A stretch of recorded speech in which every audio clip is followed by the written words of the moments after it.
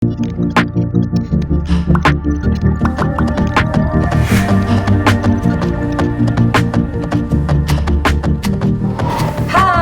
ketemu lagi barengan kita berdua. Kali ini beda partnernya ya. Beda partnernya. Kita salah tidur. Oh iya, biru. Blue day hari ini. It's not because our feeling is blue. Belum sih gue. Why? Nggak apa-apa, pengen aja. Apa aja? Dasar galauan dia. Oke guys, ketemu lagi barengan Mega dan juga Eka. di Direct English Challenge. Ini sebenarnya bukan challenge sih hari ini ya. Discussion. Hari ini kita akan discuss challenge yang sudah dilakukan di video sebelumnya. Ya. Jadi di video sebelumnya kita main yang namanya Tongue twister. seashells on the seashore. The shells Try to train his tongue to twist and turn and twist. to begin to toboggan first by a toboggan but done by tongue twister. Dimainkan oleh Mega dan Catur. Aha, dan ini beneran emang belibet banget sih gitu. Jadi kayak kebelit-belit gitu lidahnya. Tongue itu lidah, twister itu kebalik gitu, terbalik. Jadi tongue twister itu sengaja supaya lidahnya keputer. Nah. Yang atas ke bawah, yang bawah ke atas. Karena saking susahnya untuk pronounce Iya. gitu. Nah, kita akan coba bahas apa sih Masalahnya yang bikin di kita mana? Yang bikin susah itu itu apa sih sih? sebenarnya Menurut gitu. kamu? Menurut aku sih karena kita we are not familiar with the words itself ya. Iya. Kalau selalu ada kata baru, ini masalah kayaknya masalah semua orang ya. Kalau ada vocabulary baru, terus kita nggak tahu how to pronounce it. Iya. Terus suka bingung gitu. Dan ini juga dialami sama anak-anak, especially anak kecil. Ketika anak kecil dia mengeja, for example like cat, itu berasal dari CAT, but they have to pronounce cat. Kenapa bukan CAT? Itu kenapa? Why? Itu juga kadang untuk parents yang nggak biasa sama bahasa Inggris juga jadi bingung. Jelasinnya kenapa? Pokoknya mereka taunya ada tulisan cat dan itu dibaca cat. Why and how-nya nggak ngerti. Terus selain pronunciation karena itu new word juga ada karena time. Tongue twister itu kita harus baca cepet. Jadi ketika kita baca cepat itu yang sebenarnya lagi dicek itu diasah itu adalah how English can be our subconscious language. Jadi kita secara nggak sadar begitu tahu katanya, tulisannya kita langsung bisa nebak ini katanya apa gitu. Nah, skill Dan kayak produce-nya benar. Produce-nya benar dan kayak gitu butuh skill yang mumpuni juga karena harus cepat. Itu kayak kalau kita mau ngobrol sama native speaker, most of the time kita pakai bahasa Indonesia kemudian kita Inggrisin. Jadi di kepala bahasa Indonesia, terus habis itu kita terjemahin baru kita ngomong. Prosesnya jadi lama. Ketika tongue twister itu nggak boleh karena itu tulisan, harus cepat, nggak boleh mikir kelamaan gitu. Nah sekarang tipsnya kali ya kita boleh bahas tipsnya aja.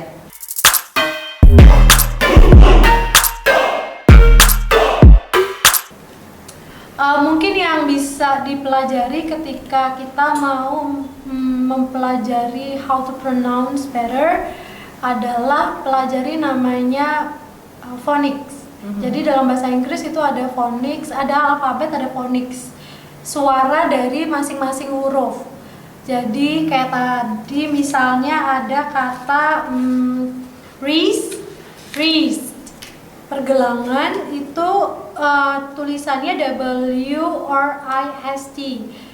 W-nya itu silent. How can we know that this is silent atau enggak? Itu dari phonics gitu. Jadi kalau misalnya W ketemu sama or itu dia bentuknya jadi silent. Kemudian ada lagi misalnya apa ya tadi lodge. Gimana sih kalau kita ada akhiran ed terus kita pronounce-nya itu harusnya gimana? Bukan heated, lodged, tapi lodge. Jadi ada d di ujung suara tapi enggak terlalu kentara tapi kedengeran. Jadi bisa pelajari namanya itu phonik, itu satu. Tips berikutnya apalagi Ya, be familiar sih. Tadi yang aku bilang Be ya, familiar. be familiar with the words. Jadi kalau kita semakin sering ketemu sama katanya, itu akan semakin memudahkan kita untuk put it into sentence.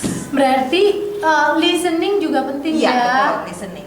Listening itu bisa dari lagu, bisa dari siaran news, berita. Banyak. Kalau kita atau film, tapi coba nggak pakai subtitle, jadi kita dengerin, coba aja pahami dulu supaya kita melatih listening skill kita gitu. Indera pendengaran itu supaya terbiasa mendengar kata-kata bahasa Inggris. Jadi ketika ini juga berlaku ke saat challenge kemarin spelling bee. Jadi begitu tahu ada kata langsung production gitu. Itu juga dari listening. Terus next mungkin aku bisa kasih tips perhatikan gerak bibir. Oh, oke. Bener itu. Ya, jadi orang Indonesia itu, especially Japanese, orang Jawa gitu ya, kita tuh banyak penekanan. Jadi de, do. Jadi kalau baca the book is in the shelf, you know. Yeah. Kayak mantep banget gitu. Nah kalau in English itu nggak bisa gitu, nggak bisa the tapi the. Jadi antara T sama H, T and H itu ada, kita gerak bibirnya harus pas. The book. Jadi nggak boleh the, lidahnya nggak boleh nempel gigi. Ngambang. Jadi kalau mau belajar pronounce, siapin kaca and then try to pronounce a word. Bisa coba pakai platform macam-macam ya, Google Translate, Merriam-Webster untuk ngecek pronounce-nya. Terus beberapa kata juga ada yang English, British, ada yang American. Jadi dicek dulu. Kayak a book, itu sama-sama tapi bunyinya lain, tergantung dari kita mau pakai bahasa apa. Betul. Gitu, listen. Jadi tipsnya adalah tuh untuk memperbaiki skill pronounce itu satu, apa tadi kalau di ini? Belajar fonik. Kedua, be familiar, listening. Dengerin banyak-banyak. Nomor 3, perhatikan gerak bibir. Nah, ini tips keempat adalah sebelum tips keempat, gerak bibir juga berpengaruh ketika kita mau membedakan bunyi U dan A, U, short U and short A vowel dalam bahasa Inggris. Jadi kalau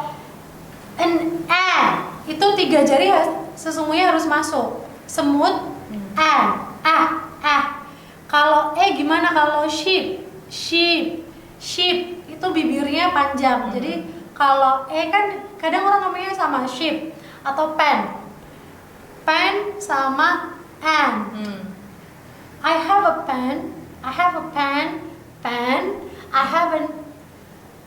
I see an ant. 3 jari harus kira-kira seukuran 3 jari, agak susah sih ya. Jorok juga kalau dimasukin ke mulut. Jadi pokoknya kira-kira 3 jari kayak senyum majalah tertentu itu ya. Gitu kan. Gitu. Terus tips yang keempat yaitu practice. Setelah kita dengar, bahasa Inggris itu dibagi jadi 2. Jadi ada reseptif. Reseptif itu kita mendengar dan produktif. Reseptif itu read and listen, itu sebenarnya reseptif. Nah, gimana caranya kalau saya baru bisa mentok sampai di situ gitu? Berarti harus read aloud. Jadi ketika baca artikel atau baca buku itu coba dibaca dengan kencang. Misalnya jangan dalam hati ya. Jangan dalam hati. Karena kita nggak pernah tahu, kadang we think our pronunciation is right, correct, ternyata salah. Kayak pronunciation, bukan pronunciation, but it should be pronunciation. Kayak ini misalnya ya, contohnya She sells seashells on the seashore. The shells she sells are seashells for show.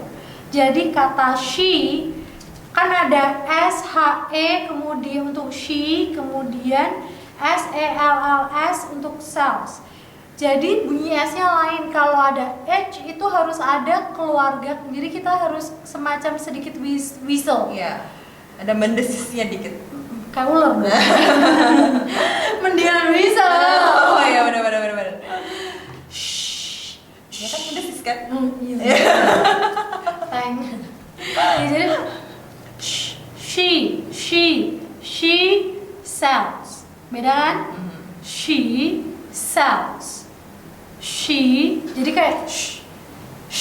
Kalau ada h-nya itu bunyinya bukan s tapi sh. Jadi kalau dieja sh, she, s, as, sells. Shore, si melihat sama si laut sama pengucapannya. Jadi kalau bingung berarti kita harus lihat dari konteksnya. Betul. Tips berikutnya apa lagi? Biasanya bikin susah pronounce itu apa sih challenge? Kalau di sekolah mungkin ya, di sekolah itu anak-anak sering disuruh. Nah ini biasanya kalau di sekolah anak-anak itu hanya disuruh baca, kemudian aku nggak tahu apakah gurunya nanti akan benerin atau enggak, kadang-kadang gitu, tapi tanpa mereka didasari dengan belajar fonik dulu. Karena zaman dulu nggak ada fonik. Iya, zaman dulu nggak ada fonik. Fonik itu baru muncul kayaknya 2000-an. Maksudnya baru booming di Indonesia itu 2000-an. Padahal itu penting banget. Sebagai basic. Jadi misalnya kalau kita ngajarin beda ya, sangat beda mengajarkan anak baca dalam bahasa Indonesia, ba, bi, babi misalnya. Itu sangat beda ketika dalam bahasa Inggris seperti tadi dikatakan Miss Eka, misalnya C, kapan kita harus baca C sebagai C dan kapan C sebagai K, sebagai huruf K. C tidak selalu misalnya kata tadi cat, kita baca C sebagai K. Ya itu ada lagi soft sound, ya. ada. Jadi voice dalam bahasa Inggris itu dibagi dua, satu soft sound, satu hard sound. Contohnya cat, cat. Tapi ketika C di sini jadi hard voice. Tapi dalam kata celery itu C-nya jadi soft. CELERI, celery. Itu jadi soft. Jadi anak-anak sedari dini itu harus bisa membedakan ini soft atau hard. Jangan cuma hati yang dicari tahu soft atau hard. Suara dari alfabet ya bening. Gitu, itu harus dibedakan. Apalagi Rizeka? Tipsnya adalah itu tadi ya, read aloud. Terus perhatikan gerak bibir, jangan malu. Banyak banget siswa dari direct English atau pelajar yang mempelajari bahasa Inggris itu suka malu gitu, karena kan ini bukan our first language. It's not our mother language, so when we want to pronounce jadi berasa ragu atau takut salah. Well, sebenarnya bisa berlatih di depan kaca aja sendiri gitu, atau di rumah, atau find your trusted partners. Jadi cari partner yang emang tidak judgmental. Terus coba. Nah ini sih repotnya sih. Kadang-kadang kenapa kita jadi nggak maju-maju bahasa Inggrisnya karena kebanyakan nyela. Iya. Salah. Anak-anak biasanya apalagi yang di sekolah benar. Salah tuh harusnya nggak kayak gitu. Kamu salah, nggak bisa tuh. Udah ngomong bahasa Indonesia aja, ganggu banget kadang gitu. Ya, jadi find a trusted partner supaya kalau kita mau ngomong bahasa Inggris itu our mouth itu emang harus gerak, nggak boleh ngaruh. Misalnya nih ya, hanya sedikit orang yang bisa baca terus bibirnya nggak gerak.